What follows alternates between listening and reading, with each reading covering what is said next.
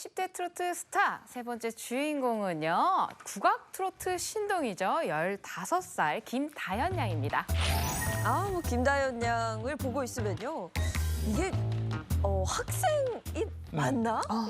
싶을 정도로 실력이 정말 대단합니다. 올해 뭐 15살인데 저는 김다연 양이 그렇게 예쁘고 잘하고 막 제가 팬심이 생기더라고요. 근데 보다 보니까 장예인 아나운서랑 좀 닮은 게 아닌가라는 그런 말 하면 큰일 나요. 그런가요? 감사합니다. 그런 생각도 들긴 하는데 저는 사실 이 김다연 양을 보면은 오늘보다 내일이 더 기대되는 트로트 유망주다 아니다. 트로트 그냥 이미 스타다라고 얘기를 해야 될 것 같은데요. 김다연 양 같은 경우에는 2020년 7월에 방영한 한 트로트 경연 대회에서 정말 혜성처럼 등장을 했습니다. 진성 씨가 이 김다연 양의 무대를 보고 뭐라고 얘기를 했냐면 최고의 희열을 느낄 수 있는 무대다라고 극찬을 했었고요. 또 남진 씨 같은 경우에는 이 상상할 수 없는 대단한 창법, 그야말로 천재다라면서 이 가요계 레전드 등극을 예상을 하고 예측을 하는 모습이었어요. 그 결과 김다연 양 정말 쟁쟁한 성인 이 경쟁자들을 모두 제치고 이 트로트 경연 대회에서 무려 2위를 차지를 했습니다. 아까 3위가 2천만 원이었잖아요. 네.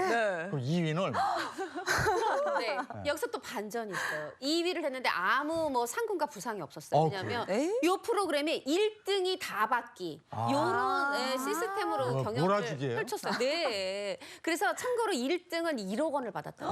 근데 김다연 양이 겨우 4점 차이였어요. 이 어린 마음에 나 4점 차이고 나 상금도 없고 본인이 뭐 나를 위해서 이거보다 고생하신 부모님께 이거 선물로 드리고 싶었는데 너무 슬프다, 안타깝다, 아쉽다 했더니 부모님이 당연히 이렇게 말씀하시죠.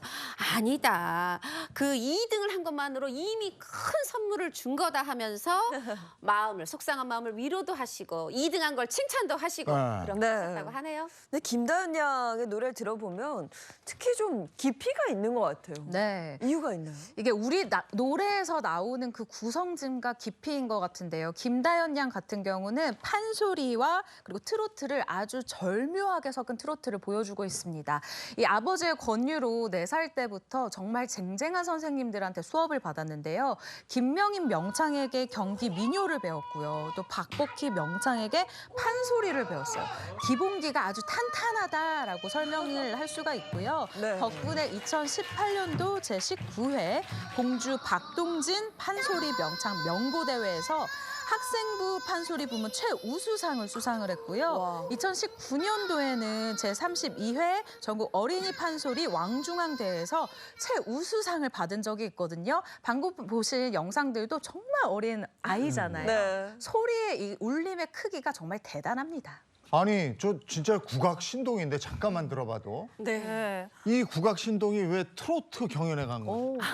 이게 바로 이 국악을 먼저 배웠던 김다연 양이지만 6살 때 전국 노래자랑이 열렸습니다. 그래서 거기에 이제 예선을 참가했는데 그 곡도 아주 기가 막힌 곡을 선곡을 했는데요. 그때 선곡한 곡이 오승근 씨의 내 나이가 어때서 6살 아이가 이제 야야 내 나이가 어때서 귀여워. 네, 이 노래를 선곡을 했는데 그런데 또 안타깝게도 예선에는 또 탈락을 했습니다. 예, 근데 그때부터 이제 트로트에 관심이 또 가기 시작을 한 거예요. 그러던 도중에 2020년에 한 트로트 또 어디 방송사에서 트로트 경연대회 예선이 열렸는데 그때 이제 아버님인 김봉곤 훈장님께서 이거 거기서 놀고 있는 이거 저거 한번 경연대회 한번 나가보는 게 어떻겠어? 라고 또 이야기를 해가지고 그 가족회의에서 또 경험 삼아서 참가하게 됐다고 합니다. 아니 근데 전국 노래자랑 예선 탈락. 그건 신기한데? 어떻게 그랬을까요? 저렇게 노래를 잘하는데 심지어 한 번도 아니고 2번이나 그래요? 예선에서 떨어져서 본선 무대에 서질 못했다 그래요. 이 원인에 대해서 김다연 양이 자체 분석한 내용이 있어요.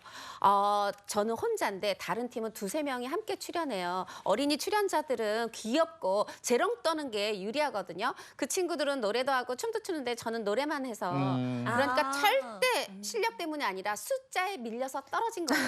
이렇게 귀엽게 얘기를 하는데 또 이렇게 진득하게 얘기하는 것도 있어요. 저는 제가 떨어진 자체보다 이제는 고인이 되신 살아생전의 그 송혜 선생님 앞에서 노래를 못 부른 게 서러웠다. 이렇게 밝혔습니다. 근데 그 일리도 있는 것 같은데 그 어려서부터 판소리를 했단 말이에요. 이게 트로트 하는데 도움이 됩니까? 뭐 어떻게 되는 거래요?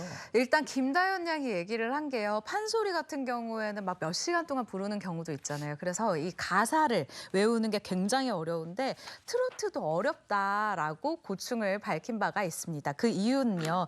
일단 심청가 같은 경우에는 부르면서 내가 구슬품을 배웠고 트로트 같은 경우에는 음표 속에 담긴 신명을 느끼는 법을 깨달았다라면서요. 판소리를 하면서 이 트로트가 뭔가 도움이 됐다라는 것을 알린 바가 있거든요. 또 트로트를 해보니까 재미가 느껴졌고 국악에는 없는 무엇을 느꼈다. 근데 그게 뭐냐면요. 이 신나는 곡이 많다라는 거예요. 그래서 트로트의 매력에 푹 빠지게 된 이 계기를 밝혔습니다. 네, 그리고 요즘은 그 트로트 경연대회를 섭렵해 가고 있는 모습이던데 마치 도장 깨기를 하는 것 같아요. 맞습니다. 아까 말했던 그 2등 했다는 그 대회가 2020년 7월부터 9월에 방송됐던 경연 프로였어요. 요거보다 불과 또 6개월 후에 또 다른 경연 프로그램에 나가서 3위, 다 성인 막 출연자들 다 제치고 3위 했고 그리고 바로 지난 밤까지 열띠게 그 방송된 그 경연 프로그램에서도 정말 온갖 위기를 다 겪으면서도 최종 3위를 차지했어요. 자, 2등, 3등, 3등 결국은 메달감이다. 그리고 금메달 아직 안 따도 됩니다. 앞으로 인생의 금메달 딸 기회가 많을 겁니다. 네.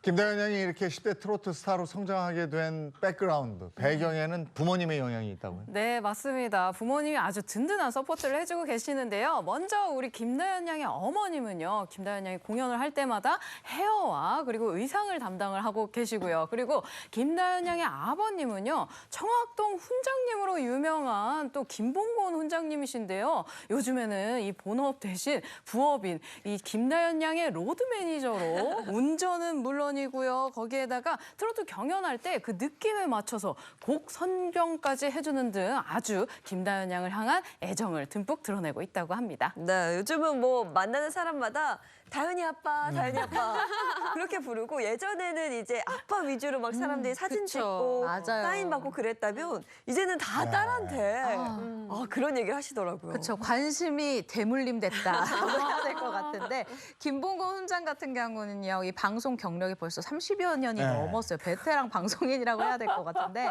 훈장하면 김봉곤이 떠올릴 정도로 고유명사처럼 불리잖아요. 그런데 이 딸 김다연 양이 트로트 경연대회에서 두각을 나타내면서 인기를 얻자 지금은 다연이 아빠로 불리고 있다라는 거예요. 이런 얘기를 처음 그리고 계속해서 초반에 들었을 때는 이 김봉곤 훈장이 나 처음에 조금 속 상했다라고 인간적으로 말을 했어요. 그런데 이 자식이 잘 되다 보니까 모든 부모가 그렇듯이 지금은 다연이 아빠라고 불러주는 게 참 감사하고 좋다라고 이야기를 했습니다. 네. 김다연 양의 그럼 수입 관리는 어떻게 한대요? 수익 관리. 네. 2020년 한 방송에서 김봉곤 훈장이 직접 얘기를 했어요. 다연이가 요즘 경제 활동을 활발하게 한다. 우리 집에서 돈 버는 게 다연이뿐이다. 사실 저희 아들이 21살인데 저희 아들 때만 해도 이 김봉곤 훈장 여기 보냈거든요. 가서 이거 방학 때는 좀 갔다 와야 돼. 근데 좀 잘 안 되시는 걸까요? 근데 다 다연 양이 번 돈을 그럼 어떻게 나누느냐?